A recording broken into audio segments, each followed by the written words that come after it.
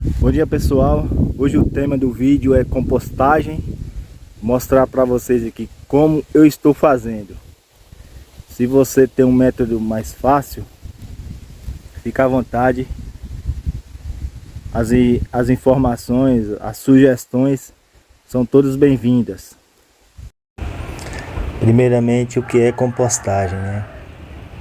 A compostagem é o conjunto de técnicas aplicadas para estimular a decomposição de materiais orgânicos por organismos heterótrofos aeróbios, com a finalidade de obter no menor tempo possível um material estável, rico em substâncias úmicas e nutrientes minerais, formando assim um solo umífero. E existe também vários fatores que interferem na compostagem. Um dos principais são os micro-organismos, né? Umidade, a aeração, a temperatura, relação carbono-nitrogênio, que é representado pela sigla CN, preparo prévio da matéria-prima, dimensões e formas das pilhas. Então tudo isso interfere para que tenha uma boa compostagem. Para você iniciar uma compostagem, você precisa de materiais, né? Materiais ricos em matéria orgânica. Nesse caso eu usei serrapilheira, serragem triturada ou serragem em si, né? Pode ser materiais triturados. Nesse caso aí eu estou usando uma serragem casca de pinho misturada um pouco com eucalipto. Estou usando esterco bovino. Ele tiver curtido, melhor ainda, e tiver úmido, facilita também o processo. Você pode usar também esse material aí das folhas, que é rico em nitrogênio. Isso ajuda bastante também na composteira a ter uma relação boas, aumento de bactérias, fungos, actinomycetes. Então vários fatores que o material verde traz para a compostagem ficar mais acelerada. E você precisa de fonte de água próxima, senão dificulta muito na hora da montagem, né? A montagem da sua composteira, para você ter um composto bom em relação. Ferramentas é necessário ter. Usei alguns ancinhos feitos caseiros, pás, precisa de carrinho de mão. Tudo isso é necessário fazer. Tudo isso é necessário ter para poder você conseguir trabalhar. E sem as matérias-primas não consegue, né? A compostagem pode ser feita em casa ou também pode ser feita no campo. Em casa você pode usar os restos de alimentos, e no campo você usa o resto de culturas, uma limpeza do terreno em si e tal. Mas eu não gosto muito de fazer compostagem, prefiro aplicar matéria direta no campo. Mas como já tinha um esterco aqui disponível, eu preferi curtir esse esterco, fazer um composto, enriquecer ele, depois estar aplicando um EM para acelerar ainda mais os processos curativos de solo e fazer com que a minha composteira tenha uma riqueza a mais. Então eu estou usando uma configuração de um modelo da Embrapa mas eu fiz mudanças, né, que estou usando. Na Embrapa eles estavam usando 30 por 10. Eu preferi usar 20 por 5. Isso quer dizer 20 de volume de fonte carbônica, material seco, e 5 de inoculante nitrogenoso, que nesse caso é o esterco. Mas eu poderia usar outras coisas também, a parte de nitrogênio. E você também pode estar plantando a sua matéria, já que talvez você não tenha. Você planta árvores, capim, gramíneas, e para ser a sua fonte, para você não ficar trazendo tudo de fora. Nesse caso eu quero evitar trazer de fora a matéria-prima e ter essa matéria-prima perto da composteira, para depois estar fazendo meus adubos. Também é bom lembrar que você pode estar fazendo a relação para exigência de cada cultura. Nesse caso eu estou fazendo no modo geral, não estou especificando nenhuma cultura, mas você pode estar criando o seu adubo, está produzindo o seu adubo para a cultura que você deseja produzir. Talvez você não quer, talvez sua planta, sua cultura não exige muito nitrogênio. Você faça mudanças e assim por diante. O modelo original da Embrapa está configurado por 30 centímetros de carbono de matéria seca, triturada ou não. Nesse nosso caso é triturado, e outra parte é de serrapilheira, e tá 10 centímetros de matéria inoculante, matéria nitrogenada, no caso, nesse nosso caso, esterco. E no caso do modelo original também é esterco. E aí a gente mudou e colocou 5 centímetros, porque a gente baixou para 20 centímetros de matéria seca e deixou 5 centímetros de matéria nitrogenada. Então vamos explicar aqui um pouco, né? Você primeiro faz uma montagem com a matéria seca.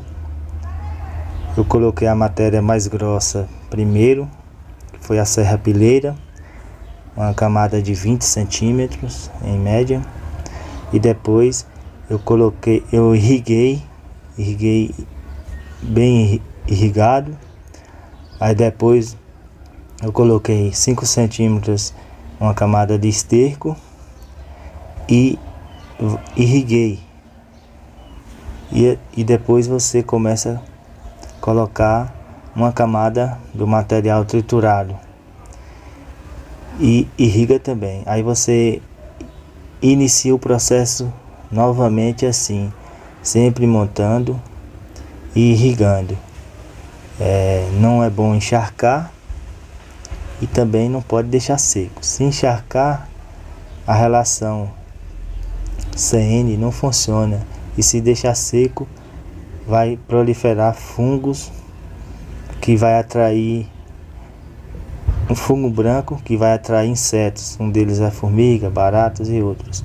E se não tiver uma boa relação, vai surgir insetos. Aí você irriga como se irriga uma horta. Por isso é importante o esterco estar curtido e úmido, porque daí facilita o processo. E quando você tem material triturado verde, também ajuda, né? Que vai estar úmido, você não vai precisar gastar tanta água irrigando, embora precise irrigar. Muitos falam que quando começa a escorrer lá embaixo é que já precisa parar de irrigar.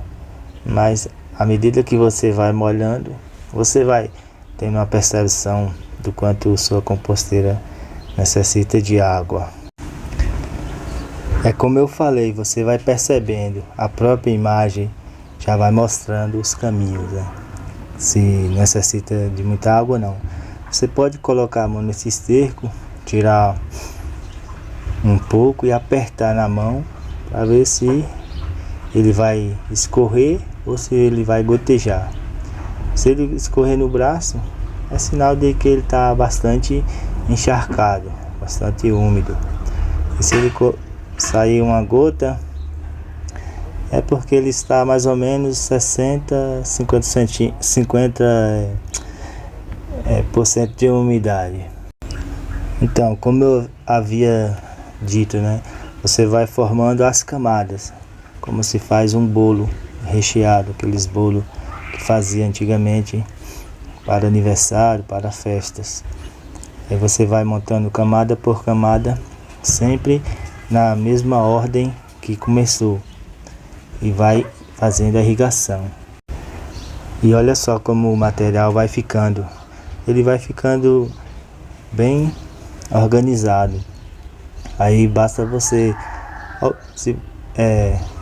tocar no material, observar, anota que ele está um pouco seco no interior, mas esse material ele vai continuar absorvendo água. E daí quando você for revirar ele daqui uma semana, você vai notar se vai precisar de colocar mais água ou não. Então vamos citar aqui alguns fatores que ajudam muito, né, no controle.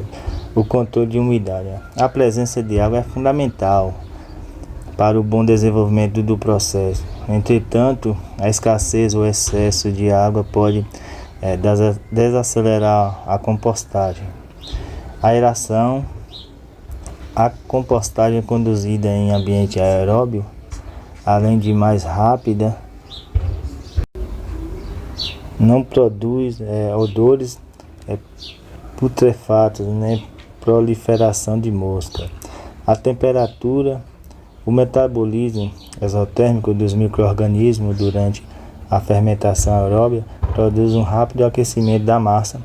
Cada grupo é especializado e desenvolve-se numa faixa de tempo ótima.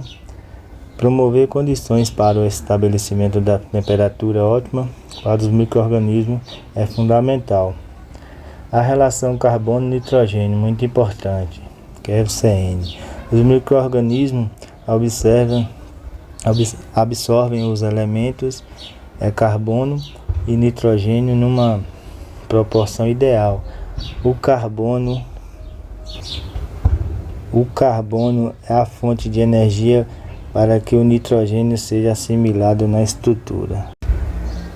Logo após a formação da pilha inicial, começa a proliferação dos micro-organismos, inicialmente na fase mesófila.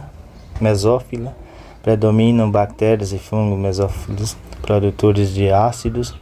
Com a elevação da temperatura, aproximadamente da fase termófila, a população predominante será de actinomycetes, bactérias e fungos termófilos.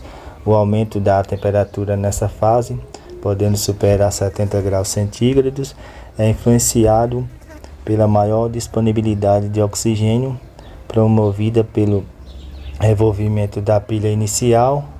Passada a fase termófila, o composto vai perdendo calor e retomando a fase mesófila, porém com outra composição química e aspecto mais escurecido. Está tomando a segunda fase mesófila mais longa, é acompanhada pela diminuição da relação CN abaixo de 20, finalmente com a fase criófila, em que a temperatura diminui.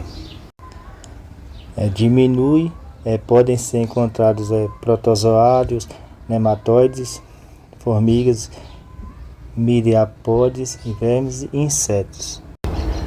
Substâncias geradas durante a compostagem. No processo de compostagem, que se completa após a formação do humus, 3 fases distintas podem ser reconhecidas.